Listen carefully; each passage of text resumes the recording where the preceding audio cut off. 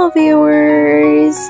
My baby Nels is 5 months old at dahil siya ay 5 months na, pinapatikim namin siya ng pugita. Yung mama ko ay may pamahiin tungkol sa pagpapakain ng pugita sa baby. At dahil dyan, kaya pinapatikim din namin si baby ng pugita.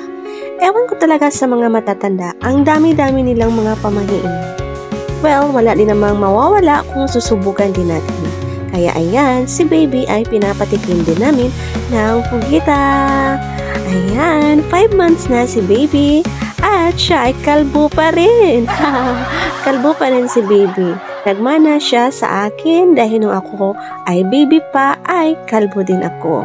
At sa tingin ko ay magkapareho kami ng hibla ng buhok din ni baby. Maninipis kasi yung hair strands ni baby. Kitang-kita ko talaga na yung hibla ng buhok niya ay kagaya din sa akin.